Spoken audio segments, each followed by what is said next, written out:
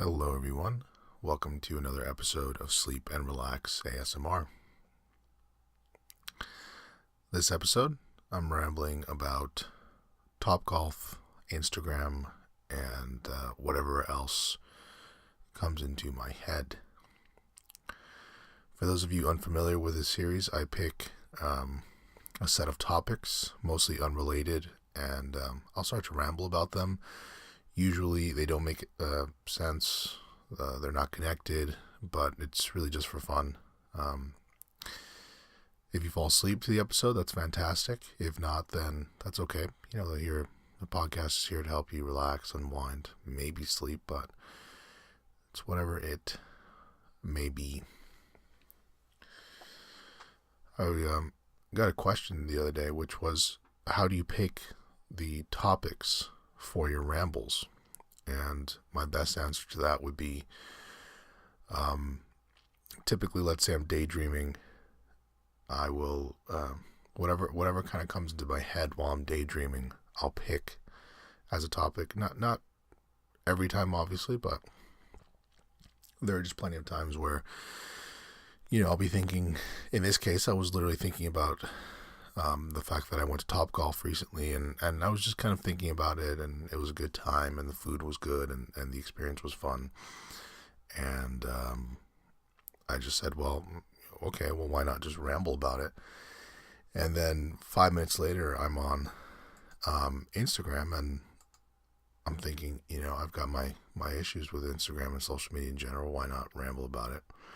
It's the same thing that everyone says about social media, so it's not like I'm going to give you a very unique twist on that. But anyway, listen, I went to Topgolf the other day. Pretty fun, I have to admit. Topgolf, if you're not familiar, is basically a closed golf range. Okay, and you play for points. You can. I mean, it didn't seem like a lot of people there were taking it very competitively. But I'll sort of walk you through the process, or what it's like if you haven't gone. It's pretty fun. Pretty interesting concept, that is. So you show up, you pay for this Topgolf card, which was kind of odd. But you get this card. I think it's a $5 charge. Maybe it's just maybe they find that if you get a card, you build more brand loyalty, and it's only $5, so you don't complain because it's only $5, and then it's a one-time charge, right? And so they think, if you have this card on you at all times, you're going to come back often. Anyway, I think it's like $30. You go to the register, you get your Topgolf card, then you register to play. And I want to say it's like $30 a person or something. Can't quite exactly remember what it was. So you reserve your bay, not B-A-E, but B-A-Y, as they call it. And when your party is up, you go with a maximum of 8 people, if I recall correctly. You get your golf clubs up there. You have a little lounge area where you sit and you start playing golf. And it's supposed to be one person at a time, and the screen at your bay, B-A-Y, indicates whose turn it is, and how many points you score is also indicated on there, and so on and so forth. And they have different games. I didn't try any of the different games, or we didn't try the different games, but the point system, the main one is basically, they have holes set up across the range, and if you get your ball, in the hole, they add points. I have no idea how they can track the ball, because they must have at least 100 bays at the location that I visited, maybe more. I mean, this thing is huge. I mean, this thing is like this thing from the outside. Topgolf from the outside looks like a giant real life 3-layered cake. That is like a building that looks like someone just sliced in half And I was impressed with how huge this place was, especially because you're only doing one activity, which is playing golf. So anyway, that's my comparison. It looks like a giant building sliced right in half, and it kind of looks like a 3-layered cake. I don't know why I'm saying it's like a cake when it's just a building. But yeah, somehow they're able to track your swing, and then it's very accurate. It's like, this hole, if you get in this hole in this part of the golf range, it's 5 points. If you get it over here, it's 10 points, and it keeps track every time, and I don't know how they do it. But let's get into it. How did I play, right? Which is probably what you're thinking of. I was terrible. I used to play baseball when I was younger. I thought that would give me some advantage or edge in golf, but it's quite the opposite. And I can say without a shadow of a doubt and with total clarity that I did not make solid contact on a single ball during a single swing at Topgolf. And look, I didn't grow up playing golf. It never interested me, and I didn't understand why I would play golf when I could play basketball or baseball, which is what I did anyway. And for others, it's the opposite. I had a friend that loved golf as a kid. His dad wanted him to play from a young age. He did, and he played college golf, which for me is just funny to see. Most of us, I'm sure, would identify golf as an old person sport. Now, that's not fun or unathletic, but, you see retired people living in Arizona playing a few times a week.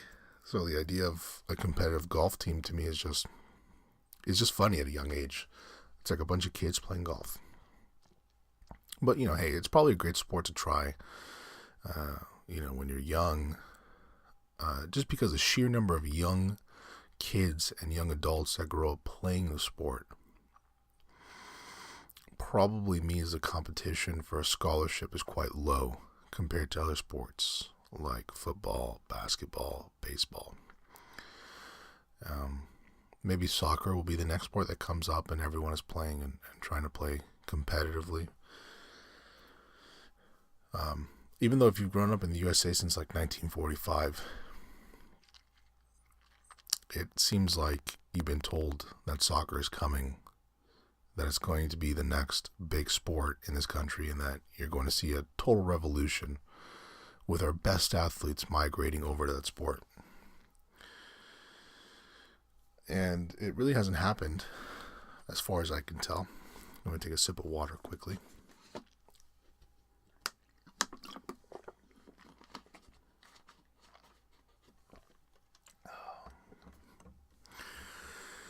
It really hasn't happened, right? I don't disagree that eventually it's going to happen. I think the advent of the FIFA games and the growing popularity of them, and I guess Pro Evolution Soccer as well, the ease of watching the Premier League, the Bundesliga here in the USA, it's probably captured a large number of fans that otherwise had no idea about the sport or the different leagues. And of course, it helps to have Americans play for some recognizable teams in Europe, mainly in Germany, right, where you have, Christian Pulisic at Dortmund, Wes McKinney or McKinnon, I forget his name, the midfielder Schalke, so on and so forth. And I do really like the sport, and I enjoy European footy. So I'm hoping the sport takes on here the way it's supposed to have taken on here for like the last 50 years. I'm not 50, but that's what it feels like to me. Does anyone else feel that way? I grew up, always being told, on sports radio and by, by who else? I don't know. I guess just sports radio. Maybe that's my bias, is that I grew up listening to a lot of sports radio. But yeah, it just seemed like soccer was the next logical sport where, again, our best athletes in this country, not all of them obviously, but a good portion of them, they'll stop playing football, they'll stop playing baseball. I mean, a lot of kids are stopping to play baseball. For me, it's sad to admit it, but the popularity of the sport, it's just too slow. I can understand it. it's just a slow sport. I mean, as someone who grew up playing it, I can watch it now as an adult.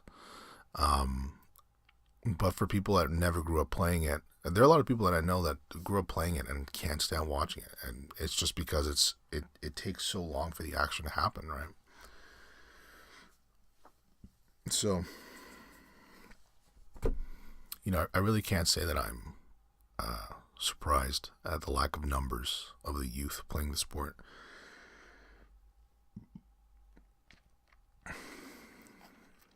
But it's still a good option for people that want their kids to try to play a sport, a team sport, a relatively safe sport.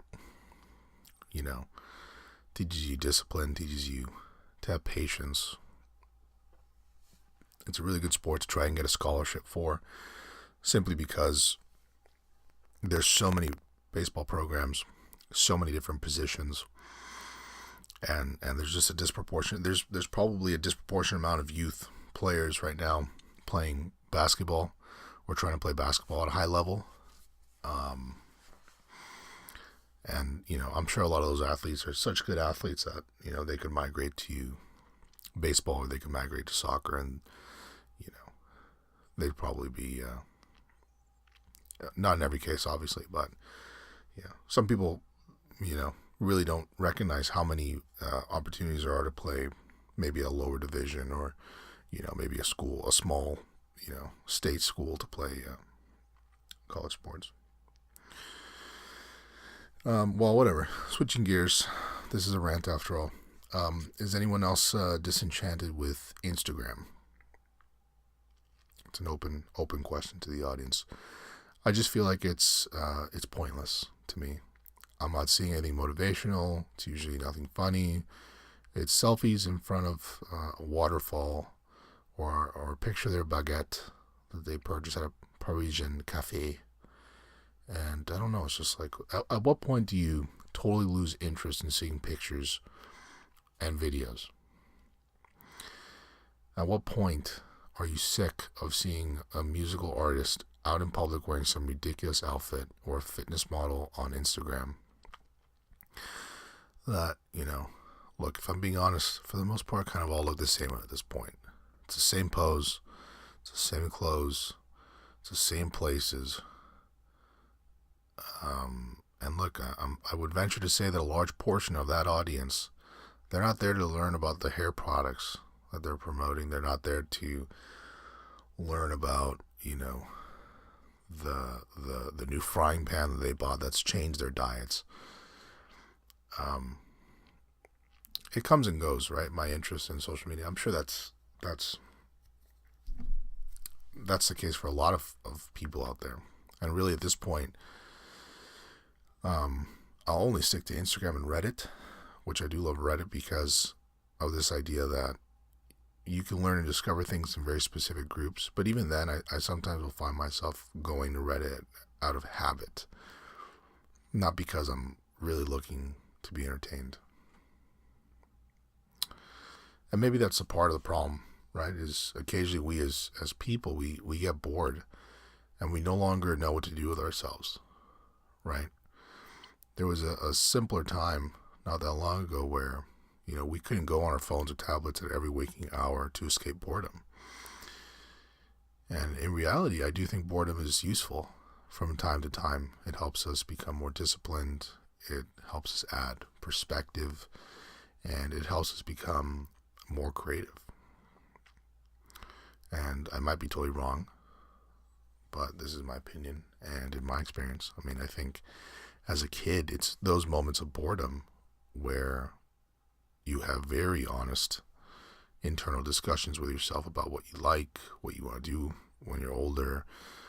And today I can say from experience dealing with younger family members and their peers, it's almost always a question of in their case, they just can't stand to be in silence for a very long time. So they're going to play YouTube videos, they're going to play video games while listening to some podcast, they're going to go on Instagram, they're checking out what's on Snapchat. And, I'm not downplaying the value that social media can provide, right? I do think some apps are quite good at helping the youth learn about topics of interest, and they get their news from social media, which is better than, I guess, being totally uninformed in some case. But aside from the false social pressures that social media platforms tend to create, I think perhaps a consequence that others don't really think of or mention as often is how these apps help people just fill time that otherwise could be used to maybe be more productive, learn about topics, or just be bored and force yourself into these honest and open conversations about the things you want to accomplish when you're older, or boredom provides you an opportunity just to be really creative. It's like everything else, right? I mean, we're all guilty of it. Even now, sometimes I have a hard time sitting in boredom, so I can't really say that I'm doing anything different. I mean, I'm definitely not the type of person that's so on the other side of the fence, right? That is saying that social media is ruining the world, and I think we have to give it time. I think there are always moments in history where people are a little bit overreactionary about the effects of certain technology, right? I was I can't remember what YouTube channel I was on, and I think they were touching on a similar topic as I am right now. And they referenced an article from the early 1900s about the effects of cars, and how cars, automobiles were basically going to destroy families because, the youth were just going to sneak out of the house and they were going to take their parents' car and go do drugs and hang out with their buddies, and they were never going to be home for dinner. So that was going to ruin the fabric of American society. And, in retrospect, it's kind of silly, right? Because the added benefit of technology is almost always, in my opinion, going to outweigh the possible negative consequences. And I'm always a very optimistic person, so I guess that falls in line with my personality. And I also just recognize that technology always wins, right? I mean, whenever there's a technology that is better, faster, cheaper for us as consumers, off the top of my head, I cannot point to any one moment that we as people, right, as we just said, no, we're not going to adopt in some massive form. You always have a few exceptions, right? You have like the advent of Uber, for example. Some places do disallow Uber from operating. For the most part, that's not the case. For the most part, Uber is allowed to compete and is, crushing it in many cities. And I guess Lyft is the same case. Are you bored yet? I mean, this is me getting into deep social justice warrior. Not really. I mean, I'm making a joke about it, but I'm just saying the same thing that everyone else says. So I definitely don't want to make it seem as if I'm preaching. I hope you guys don't take it as that. But anywho, I need to be wrapping up this episode, if only because I'm recording this first thing in the morning, and I need to head off to work right now. Well, I'd love to do this for another 5 hours. I don't have that luxury during the weekdays. Questions, comments, concerns, you can always reach the show at hello@sleepandrelaxasmr. You can check out our website, sleepandrelaxasmr.com. If you have any suggestions, you can email us. If you want to talk about a topic that I touched on today, if you have evidence for me, if you have whatever it may be, I always like hearing from you guys and kind of starting a little dialogue there. Thanks as always for listening, and take care.